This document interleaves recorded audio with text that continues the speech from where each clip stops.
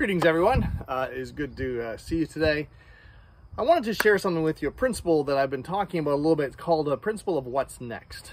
It comes out of a story that you find in John chapter 5. And if you read John chapter 5, you might be very familiar with this story. It's a story about Jesus where he comes to this pool, this place that was a gathering point for invalids and people who are sick.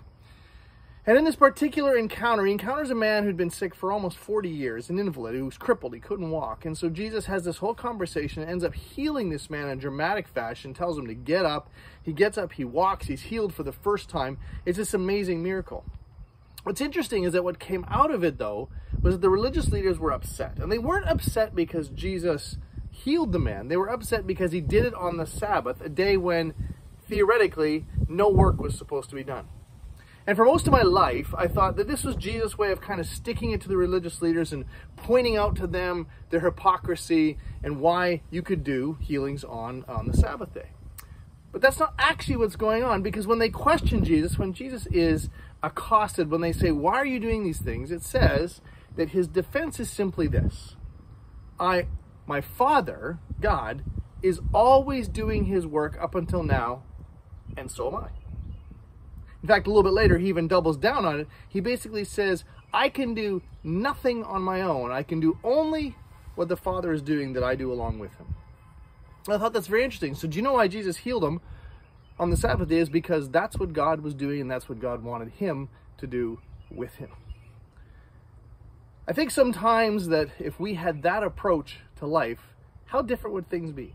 If we approached every day, every season, every week, every month of our life by saying, okay, God, what's next? In other words, God, where are you at work, and how are you inviting me to join you in it? We're coming up on summer months of July and August, and then back into September. And there are many, many opportunities that we have. As we've tried to say as a church, what's next?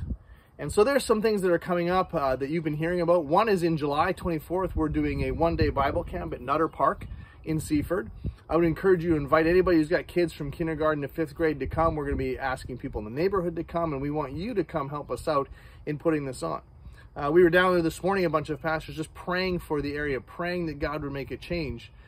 Because he is at work in every single part of our town, in every single part of our city, in everyone's lives. God is already at work doing what he wants to do, and he's inviting us to join him in that.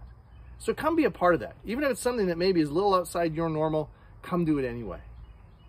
And then as we get into September, there's a lot more going on. September 5th, which is Labor Day weekend, we're going to have a friend day here at the church, where we have a chance to invite people to just come and experience what it's like to be a part of our community and part of our family.